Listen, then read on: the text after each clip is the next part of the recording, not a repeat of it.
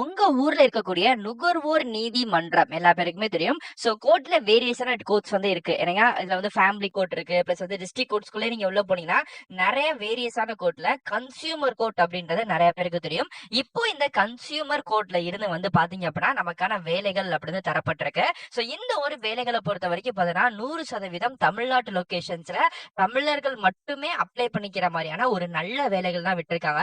இந்த வேலைகளுக்கு உங்களுக்கு பேசிக்கான டைப்பிங் அண்ட் பேசிக்கான நார்மல் ஸ்கில் அப்படின்னு சொல்லக்கூடிய விஷயங்கள் அப்படின்னு உங்களுக்கு கட்டாயம் தெரிஞ்சிருக்கணும். சோ ஓப்பனிங் சம்பளமே வந்து பாத்தீங்கன்னா உங்களுக்கு 22,000 இருந்து ஸ்டார்டிங் வந்து ஆகுற மாதிரியான ஒரு நல்ல வேலைகள் தான் இதுல கொடுக்க வந்து பட்டிருக்கு.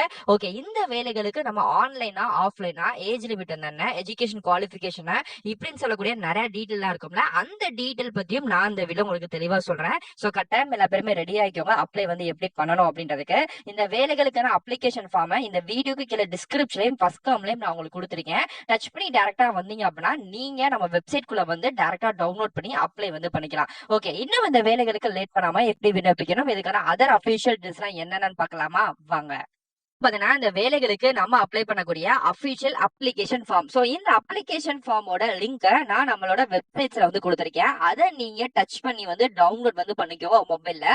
டவுன்லோட் பண்ணக்கூடிய இந்த அப்ளிகேஷன் ஃபார்மை உங்க வீட்டுக்கு பக்கத்துல இருக்கக்கூடிய ஜெராக்ஸ் ஷாப்ல கொடுத்து பிரிண்ட் அவுட்டோ இல்ல ஜெராக்ஸோ எது வேணாலுமே நீங்க வந்து எடுத்துக்கலாம். சோ அதை நீங்க எடுத்துட்டு என்ன பண்ணணும் அப்படின்னா இந்த இடத்துல ஒரு ரீசன்டான பாஸ்போர்ட் சைஸ் போட்டோ மட்டும் ஒட்டினா போதும், கையெழுத்து போட தேவை கிடையாது.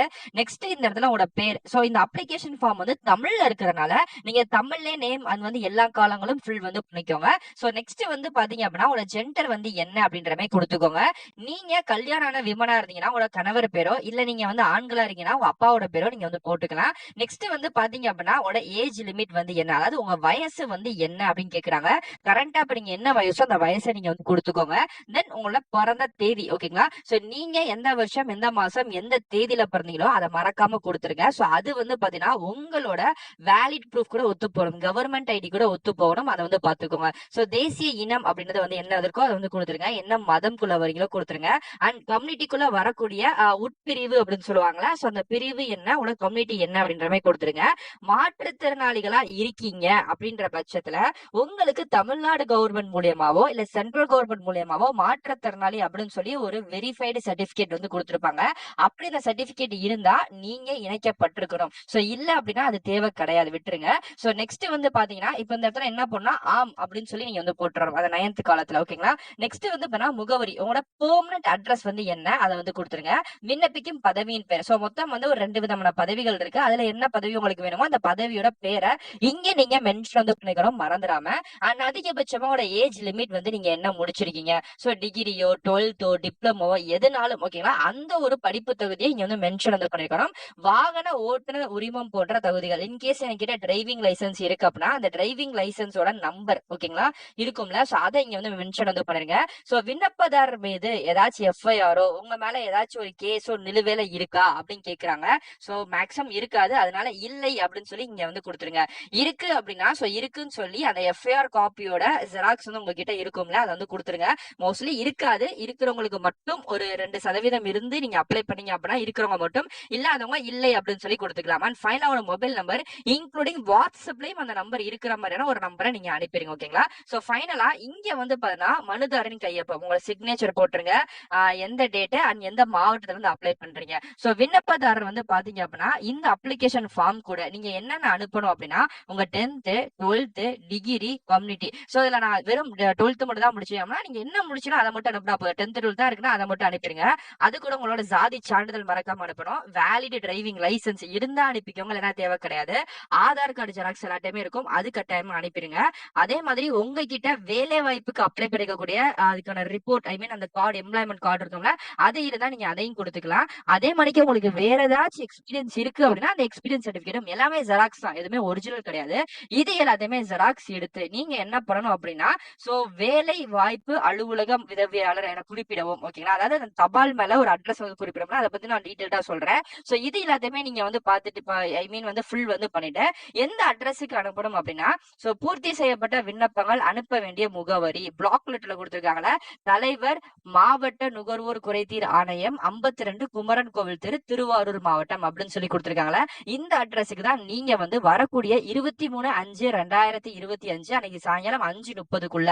சோ இன்னும் கிட்டத்தட்ட வந்து பாத்தீங்க அப்படின்னா ஒரு 13 நாட்கள் டைம் அப்படின்றது இருக்கு. நீங்க ஸ்பீட் போஸ்ட்லயே இந்த போஸ்ட் வந்து அனுப்பிக்கலாம். சோ அப்படி ஸ்பீட் போஸ்ட் நீங்க அனுப்புறீங்க அப்படின்னா மினிமம் 2 டேஸ்ல வந்து பாத்தீங்கன்னா போய் ஜாயின் வந்து ஆயிரும். சோ அதனால இன்னும் வந்து உங்களுக்கு நிறையவே டைம் வந்து இருக்கு. சோ அதை வந்து பண்ணிக்கோங்க. ஓகே, இன்னும் இதுக்கு மேல நம்ம என்ன ஐ மீன் முறையா அப்ளை பண்ணல சில விஷயங்கள் வந்து கொடுத்திருக்காங்க.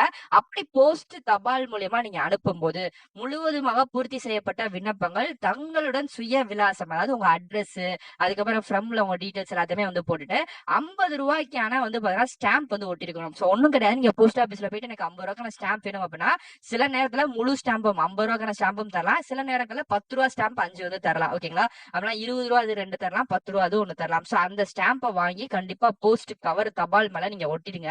ஒட்டிட்டு நீங்க பதிவு தபால்லையோ அல்லது விரைவு தபாலையோ அனுப்பலாம். சோ என்னோட தனிப்பட்ட சஜஷன், பதிவு தபால்னா ரிஜிஸ்டர் போஸ்ட், விரைவு தபால்னா ஸ்பீட் போஸ்ட், எதுல வேணாலும் அனுப்பிக்கலாம். அது உங்களோட தனிப்பட்ட விருப்பம் தான். இல்ல நான் பதிவு தபால்ல அனுப்பிக்கிறேன் அப்படின்னாலும் அனுப்பிக்கோங்க. அதனால எந்த விதமான ப்ராப்ளமும் கிடையாது.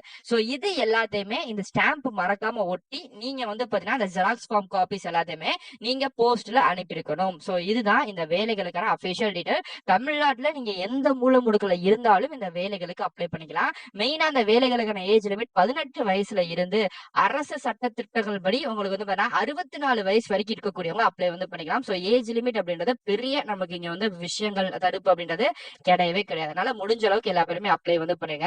அண்ட் இதுக்கான அபிஷியல் அப்ளிகேஷன் ஃபார்ம் இருக்குல்ல, நான் அதையும் ஷோ பண்றேன். ஓகே, நீங்க உள்ள வந்தீங்க அப்படின்னா இந்த மாதிரி தான் நம்மளோட பேஜ் வந்து இருக்கும். சோ இது வந்து டிஸ்ட்ரிக்ட் கன்சியூமர் கோர்ட் மூலமா விட்டிருக்கக்கூடிய ஆபீஸ் அசிஸ்டன்ட் வேலை வாய்ப்புகள் தான். வேற எந்த பதவிகளும் கிடையாதுங்க. நீங்க நல்லா தெரிஞ்சுக்கோங்க. அலுவலக உதவியாளர் அப்படின்னு சொல்லக்கூடிய பதவிகளுக்கு தான் வேலைகளுக்கு ஆட்களை தேர்வு செய்யறாங்க. மினிமம் நீங்க 8th பாஸ் பண்ணாலே போதும்.